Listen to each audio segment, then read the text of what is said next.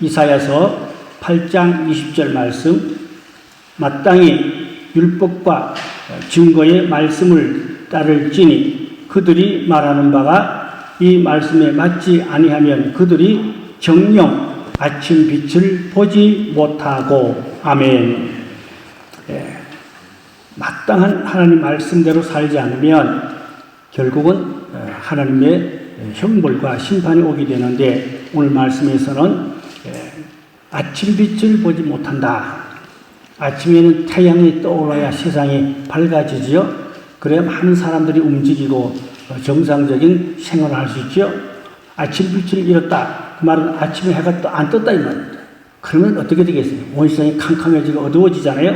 그래서 하나님 말씀대로 살지 않으면 아침 빛이 떠오르지 않는다. 그런 캄캄한 불행한 삶이 전개된다. 그런 말씀이 되겠습니다. 오늘은 일곱 시대가 7번 있어요. 7시대에 대한 그 특징들이 있어요.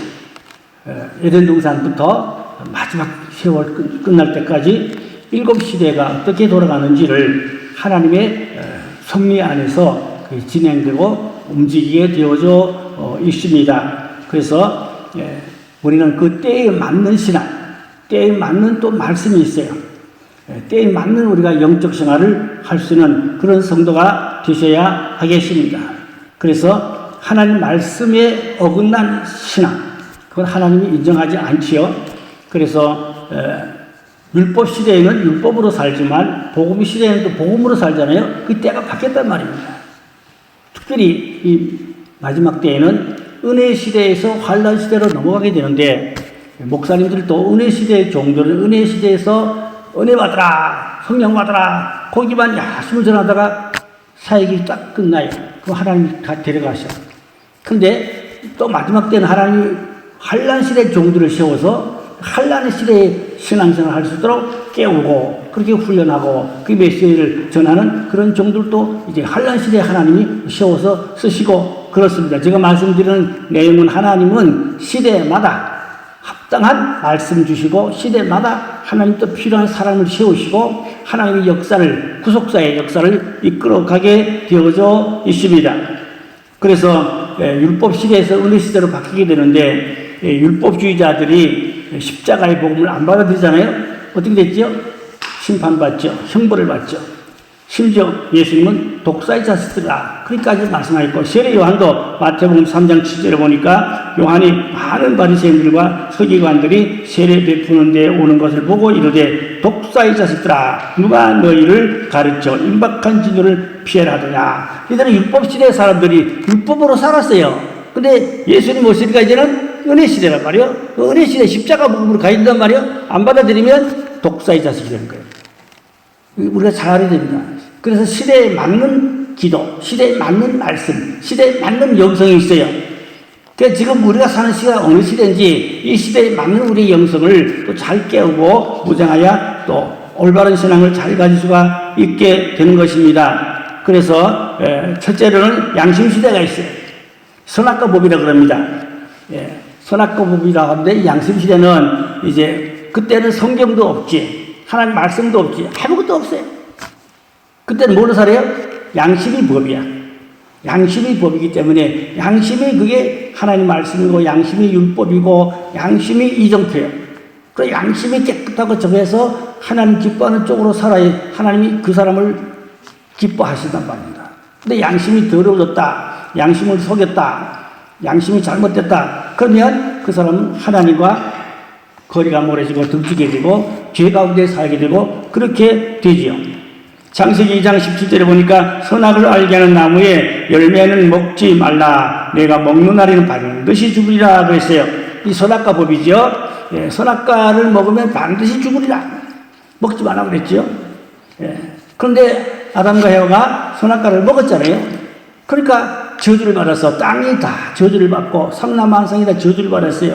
그래서 땅에 엉겅퀴가 나고 가시 묻은 불이 이제 나고 또 땀을 흘리고 고생해야 열매를 따먹을 수 있었어요. 그렇지 않으면 엉겅퀴 또 가시는 불이 많아서 곡식을 가꿀 수도 없고 열매를 따먹을 수 없고 수고를 해야 고생을 해야만이 양식을 먹을 수 있는 이러한 어려움이 왔습니다. 왜 그래요? 선악과 법을 지키지 않았기 때문에 그래요. 오늘날에도 선악과가 있어요. 하나님의 뜻을 거스르면 그게 선악과입니다. 하나님의 뜻을 따라 하나님 기뻐하는 삶을 살면 그게 생명과입니다. 우리가 선악과는 날마다 뽑아 던져버리고 생명과로 열매를 주렁주렁 많이 맺어야만이 심령의 하나님의 축복과 은혜가 우리 모든 삶 가운데도 역사하게 되는 것입니다. 그래서 이 양심의 법인데 이 선악과 법이라고 하는데 아담부터 노아까지입니다. 아담부터 노아까지가 선악과 법이에요. 양심법이 다른 게 아무것도 없어요. 양심의 법이었어요. 노아까지. 그러면 노아 이후는 어떻게 되나요? 노아 이후는 언약시대라고 합니다. 언약시대에는 방주법이라고 그럽니다. 물론 이제 노아가 방주를 지어서 그 안에 들어가서 살았죠. 구원을 받았어요. 그러니까 들어가지 않은 사람은 다 물에 침몰돼서 다 죽었습니다. 유럽에 어디서 이 노아 방주를 그대로 만들었대요. 유럽에서 그대로 노아 방주를 그대로 만들었어. 근데 그걸 한국에다 기증한다고 그래가지고 그걸 한국으로 강화도로 가져온다는 거예요. 가져오는데 비용이 70억 들었네요. 70억. 그 방주가 얼마나 크겠어요. 성경 그대로 만들어서 유럽에서 어디서. 한국에도 그걸 기증한다. 그래서 강화도나 갖다가 그걸 놓는다. 그 웅변비가 그렇게 만들어간답니다. 그래서 언제 어떻게 그 갖다 놓으려는지 그 확실히 모르지만 갖다 놓으면 아마 거기가 성지순례 관광지가 되지 않을까. 가보고 싶은 마음이 있죠? 어떻게 개발할지 그건 모르지만 그런 지금 정보가 왔어요. 언제 그게 되려는지 그건 아직 정확하게 알 수가 없습니다. 하나의 그냥 정보일 뿐이기 때문에 정확하게 모르지만 그런 소식들이 들려오고 있어요. 그러면 노아 시대에는 이게 방주의 법이기도 하고 언약 시대라 그래서 하나님이 언약하였어요. 뭘로 언약했죠? 무지개로 언약했어요. 다시는 물로 심판하지 않겠다. 그 마지막 때는 하나님이 불로 심판하죠. 이 노아 때는 물로 심판했어요. 다시는 물로 심판하지 않겠다. 그 무지개로 하나님이 언약을 세워주셨어요. 그래서 방주에 들어가야 다 구원받고 그랬잖아요. 이 방주의 법인데 이 마지막 때는 교회가 방주입니다. 교회가 노아 방주. 노아 방주 안에 들어가야 살잖아요. 마지막 때는 어디로 가야 살아요? 교회로 가야 살아요. 교회에 와서 주여 하나님께 예배하고 기도하고 은혜 받고 그렇게 또 사명을 감당하고 교회가 마지막 때는 노아 방주요. 영적으로 보면 그렇습니다. 교회를 잘 다녀야 됩니다. 예배도 잘 드리고 사명도 잘 감당하고 그래야 하는 것입니다. 자, 그래서 이 언약의 법은 이제 어디까지냐니까 노아 때부터 아브라함을 거쳐서 모세 때까지입니다. 모세 때까지. 그게 이제 언약의 법이 내려왔어요. 그렇게 이제 언약의 법이 내려와서 그 언약의 법을 지키면 복을 받고 구원을 받고 그랬습니다. 그래서 우리는 하나님과 관계는 하나님의 법도를 잘 지키는 게 복입니다. 하나님의 법도를 잘 지켜야 돼요. 하나님의 언약은 지키면 복이고 지키지 않으면 화예요. 하나님의 언약은 지킬 때 복이 되고 안 지키면 화가 된다. 반드시 우리는 지켜야 복이 될 줄로 믿습니다. 그래서 성경에 32,500가지 언약이 있다 그럽니다. 전문가들이 다 성경을 분류해 찾아보니까 32,500가지 언약. 그 언약을 우리가 붙잡고 지키면 복이란 말입니다. 안 지키면 반대니까 화가 임하겠죠. 우리는 하나님의 언약의 말씀을 붙잡고 잘 지켜서 복을 받는 그런 신앙이 되어야 하실 줄로 믿습니다. 그래서 이 언약 시대에는 정말로 언약의 말씀, 노아에게 주셨던 언약이 있었어요. 또 그런가 하면은 아브라함에게는 율법으로 언약했어요. 할례. 율법의 일부분이지만 할례로 언약을 했어요. 재미있는 거는 아브라함이 100세의 아들 낳았잖아요. 그런데 아브라함이 할례를 하고 난 후에 이삭을 낳았다고 해요. 그 하나님이 왜 아브라함은 100세까지 아들 안 주셨을까? 할례를 안 받아서. 할례를 안 받아서. 그렇게 또 말할 수 있어요. 할례를 받고 바로 이삭을 하나님 주셨다는 거예요. 그러니까 이게 다 영적인 깊은 의미가 다 있죠. 우리가 일일이 다 깊이 헤아릴 수가 없을 뿐이지 하나님의 어떤 구속적인 섭리에서 아브라함이 할례를 받고 난 후에 하나님이 이삭을 주셨다. 하나님의 백성의 표지요. 하나님 백성의 표를 할례로. 그게 어디까지냐? 아브라함부터 모세, 율법. 그때까지가 그 할례법으로 그걸 지키냐 안 지키냐, 하나님 백성이냐 아니냐를 구분했어요. 그걸 구분했어요. 그 얘기도 하려면 한들 것도 없고, 그 다음에는 율법 시대가 됐어요. 율법 시대는 모세로부터 세례 요한까지가 율법 시대죠. 그래서 모세가 하나님 앞에 시내산에 올라가서 금식 기도하면서 율법을 받았는데 그 613가지로 됩니다. 613가지의 그 율법을 이제 모세가 받았는데, 그런가 하면 이스라엘의 또 그 랍비들이나 서기관들이나 이런 성경을, 율법을 집중 연구하는 그런 전문 위원들은 또 그것을 더 세분했어요. 모세에게 준 건 613가지지만 그걸 더 세분해서 더 구체적으로 확대해서 말씀을 이렇게 지켜야 된다. 예를 들어 말하면 성경에는 안식일을 지켜라, 그 내용이 없지요? 근데 이제 랍비들이나 서기관 제사장들이 그걸 이제 학자들이 모여서 그럼 안식일을 어떻게 지켜야 되는 거냐? 안식일을 지킬 수 있는 규례, 안식일을 지킬 수 있는 규례를 쫙 만들어 놓고 안식일을 이렇게 지켜야 된다. 그 대개는 한도 없어요. 뭐 안식일을 2km 이상 걸으면 안 된다. 허리를 90도 이상 구부리면 안 된다. 또 계란 1개 이상의 무거운 거 들면 안 된다. 그런 규례를 또 학자들이 만들어가지고 그게 안식일을 지키는 규례다. 그래서 그걸 또 지켜라. 좀 복잡한 얘기인데, 그렇게 율법은 613가지지만 그 지키는 규례는 수만 가지. 그 지키는 규례는 그 학자들이 그렇게 만들어놨죠. 그래야 더 구체적으로 말씀을 지키고 경건하게 거룩하게 살 수 있다. 그랬어요. 그러나 예수님 오시면 어떻게 되죠? 율법 시대에서 은혜 시대로 바뀌잖아요. 확 바뀌는 거예요. 그 시내산 언약이라고 그럽니다. 율법은 시내산 언약인데, 이제 예수님이 오서 십자가에서 이제 모든 걸 이루고 또 은혜 시대로 바뀌는데, 그래서 이걸 가지고 갈보리 언약이다. 그렇게도 말합니다. 예수님 십자가에 못 박기 전에 갈보리산이라는 거죠. 그 갈보리산, 그 찬송가 있잖아요. 그래서 갈보리 언덕에서 예수 십자가로 우리에게 주신 언약은 뭡니까? 율법을 통하여 구원받는 게 아니라 복음을 통해 구원받는다. 십자가에도, 예수 그리스도의 십자가에도 복음을 통하여 구원을 받는다. 그래서 예수님부터는 무슨 시대예요? 은혜 시대로 바뀌는 거죠. 율법 시대에서 쭉, 이제 제가 창세기부터 말했어요. 창세기부터 쭉 말해가지고 양심 시대 선악과법, 언약 시대 방주법, 그 다음에 율법 시대는 행위의 법. 율법 시대에는 이 율법을 잘 지키면 복을 준다. 그 행함을 착하게 잘 가져야 된다. 이 행위의 법이거든요. 그러나 십자가에 예수님이 이제 못 박혀서 돌아가신 후부터는 십자가의 복음이 나와서 이제는 은혜 시대로 넘어가단 말입니다. 그 이제 앞에 한 구절이 있는데, 출애굽기 19장 5절 6절에 보면 세계가 다 내게 속하였나니 너희가 내 말을 잘 듣고 내 언약을 지키면 너희는 모든 민족 중에서 내 소유가 되고 너희가 내게 대하여 제사장 나라가 되며 거룩한 백성이 되리라. 너는 이 말을 이스라엘 자손에게 전할지라. 이 무슨 말씀이니까 이스라엘 민족이 하나님의 말씀을 잘 지키면 제사장 나라가 되게 한다. 그리고 세계 모든 민족 중에 뛰어난 나라. 이스라엘은 작은 나라입니다. 그러나 하나님의 언약의 말씀을 잘 지키면 온 세상에서 뛰어난 나라가 된다. 그리고 제사장 나라가 되게 한다. 그러나 이스라엘은 못 지켰어요. 그래서 그 축복을 뺏겼어요. 어디로? 이방인들이. 그 이방인으로 뺏겼는데 어디로 갔을까? 한 목사들은 한국으로 왔다. 그렇게 목사들이 말하고 있어요. 이스라엘은 하나님 주신 언약의 축복을 놓쳤다. 그래서 그게 한국으로 바톤이 왔다. 그리고 한국이 마지막에 제사장 나라다.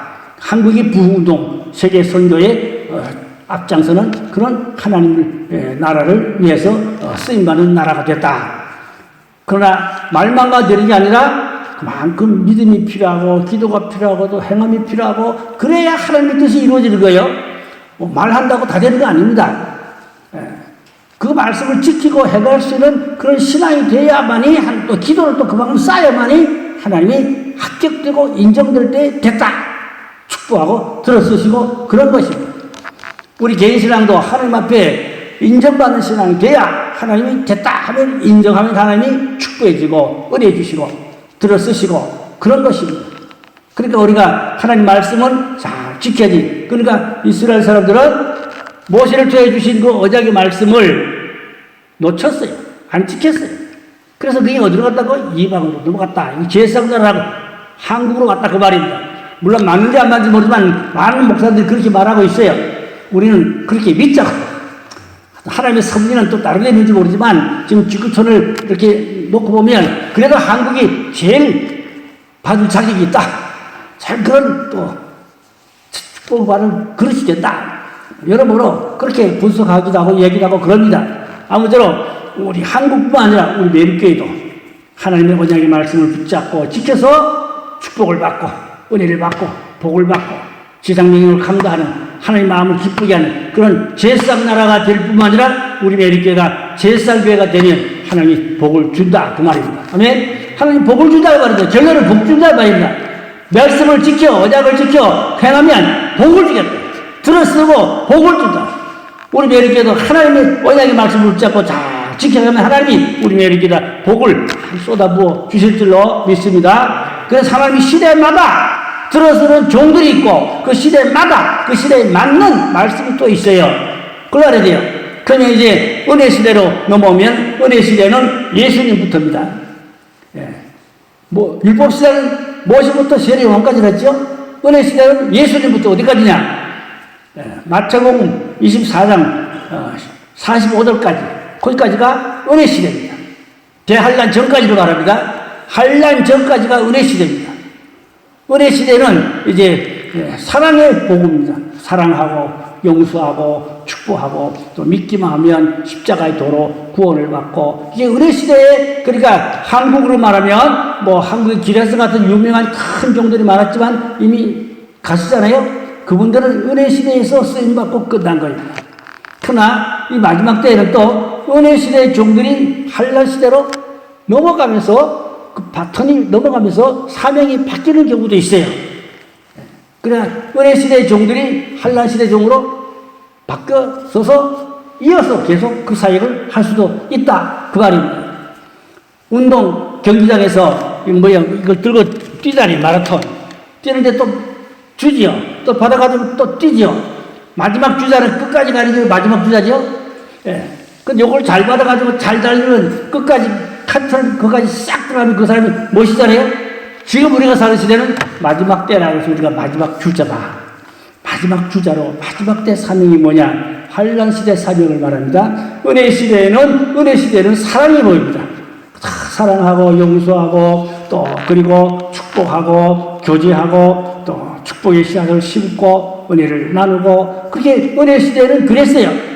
그래서 한국의 기레스 같은 유명한 부흥가들도 은혜 받으라 성령 받으라 기도원으로 몰려들고 한국의 부흥운동을 일으켰어요. 다 가셨어요. 벌써 거의 다 가셨어요. 그분들은 은혜 시대 종들이란 말입니다. 그러나 이제 앞으로는 한란 시대가 와요. 한란 시대는 믿음이 보입니다. 믿음이 강한 사람, 다니엘 같은 믿음, 그런 굳센 믿음 가지고 한란과 싸워 이길 수는 한란 시대의 양식을 먹고 한란 시대의 신앙을 지킬 수는 그런 또 메시지. 그래서 마태복음 예수님이 때를 따라 양식을 나눠주는 종들이 복이 있다. 그 말은 은혜 시대는 은혜 받으라 그걸로 되지만 한란 시대는 하나님의 인을 받으라. 계시를 나오잖아요. 한란 시대는 인을 받으라. 그리고 짐승표를 받지 말라. 큰성 바벨론에서 나오라. 이게 한란 시대 메시지요. 이제는 한란 시대 메시지로 가야 되는 우리가 시점이 왔다. 그 말입니다. 그 때를 따라 양식을 먹고 또 때를 따라 말씀을 전하는 그런 종들이 복이 있다. 그 말씀인 것입니다. 그래서 정말로 우리가 사는 시대는 7년 대할날 문턱까지 왔다. 그렇게 보면 좋겠어요. 여러 가지 정보들이 많지만 한란 시대 지금 문턱까지 왔다. 멀지 않아서 이제 7년 한란으로 들어갈 때가 가까이 다가오고 있다. 이렇게 지금 예측을 하는 겁니다. 뭘로? 성경으로. 말씀이 다 이루어지는 걸 보면은 그렇게 돌아가고 있다고 말입니다. 근데 많은 요즘에 무슨 예언한다는 또 전문가들의 얘기를 들어보니까 25년도, 26년도 그때 세계적인 소용돌이 치는 어려움이 있을 걸로 그렇게 또 내다보고 예시하는 그런 메시지가 많더라고요. 물론 그게 맞는지 안 맞는지 모르지만 아주 우리를 깨우는데 경성하는 데는 도움이 될 수 있어요. 하여튼 25년대에는 코로나보다 10배 더 심한 전염병이 돌 것이다. 예고했어요. 코로나보다 10배 심한 전염병이 돌 것이다. 중국에서 이제 그 의학자들이 연구했는데 쥐에다가 어떤 바이러스를 투입했더니가 일주일 내로 100% 다 죽었대요. 얼마나 독한 바이러스인지 일주일 안에 쥐가 싹 다 죽어버렸대. 그 바이러스로. 그러니까 그게 사람으로 옮겨진다면 얼마나 위험하겠어요? 코로나도 중국에서 시작했잖아요.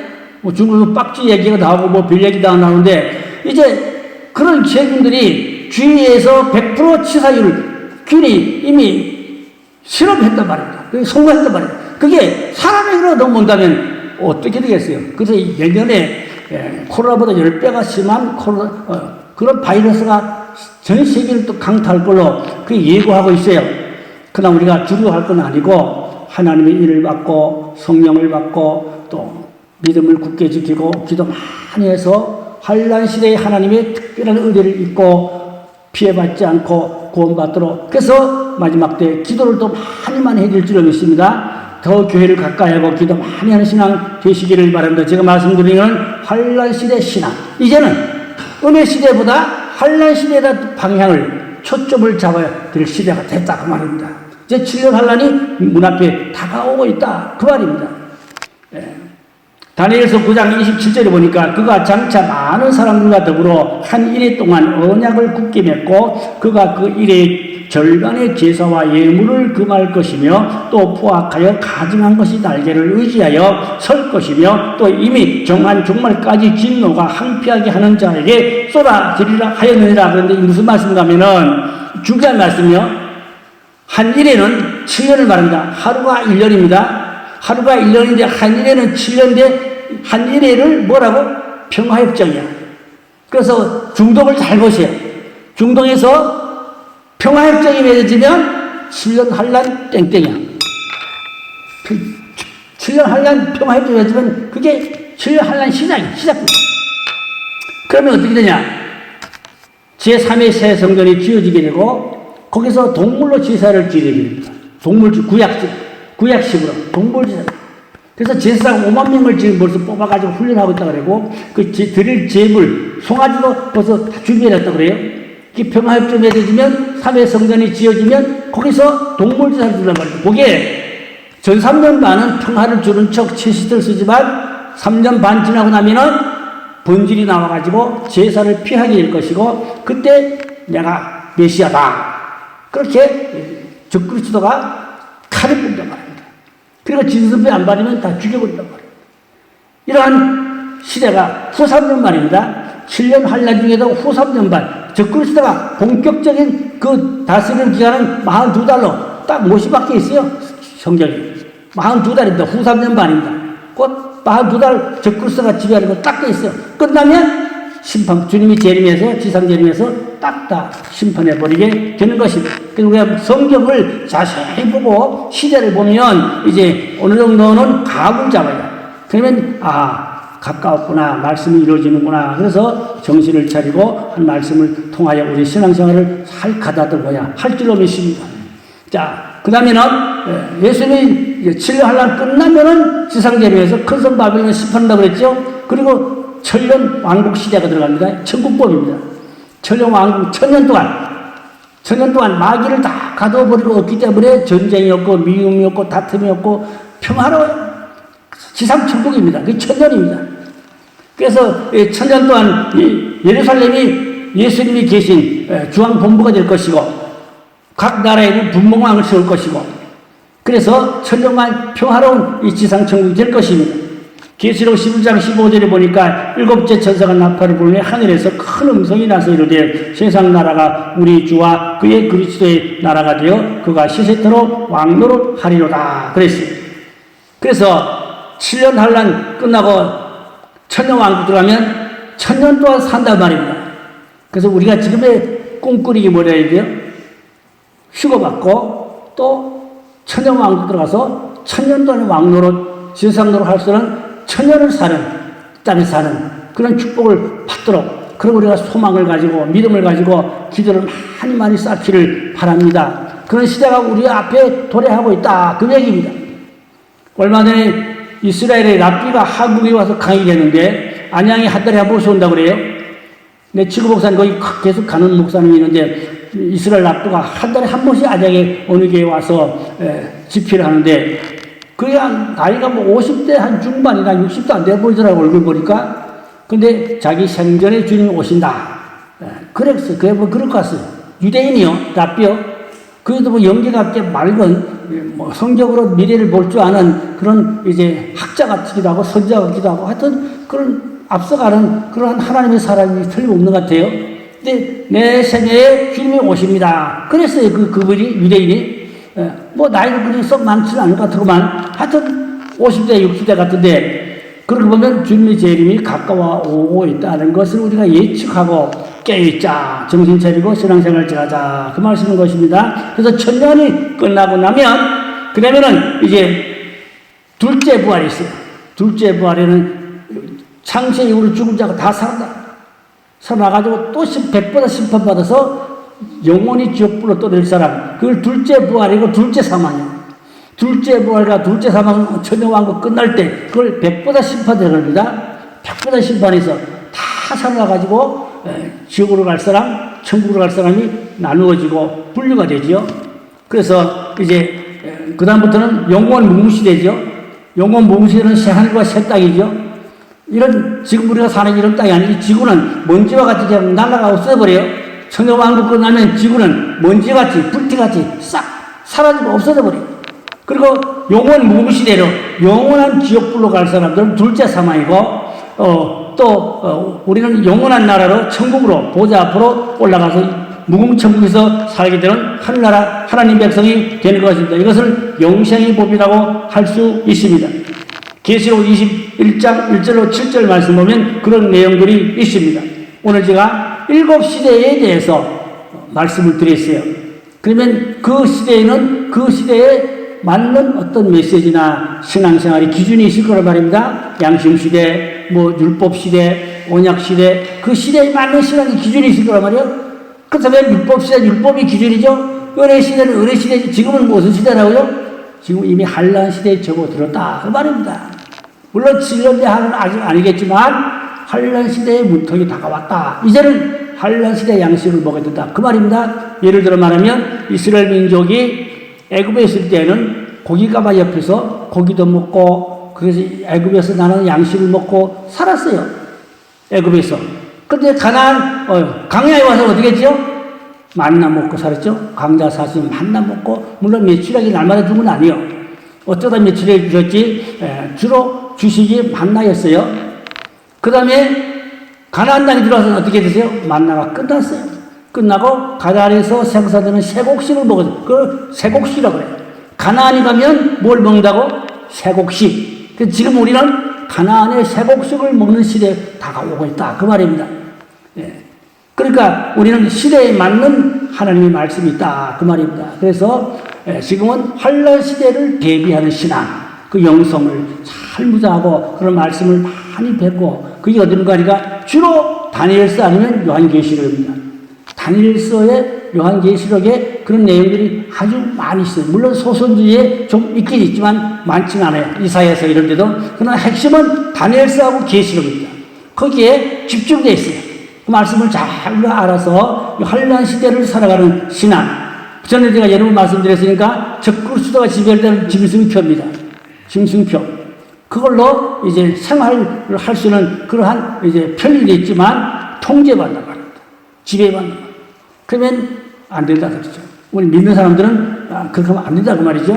그래서 이제는 우리가 마지막 때를 정말 지혜롭게 또 하나님 말씀으로 깨어서 잘 먹고 또 기도하고 훈련하고 무정해서 마지막 때를 잘 통과해서 재림의 주님을 맞이하고 천년왕국에 들어갈 수 있는 그런 성도가 돼야 하실 줄로 믿습니다.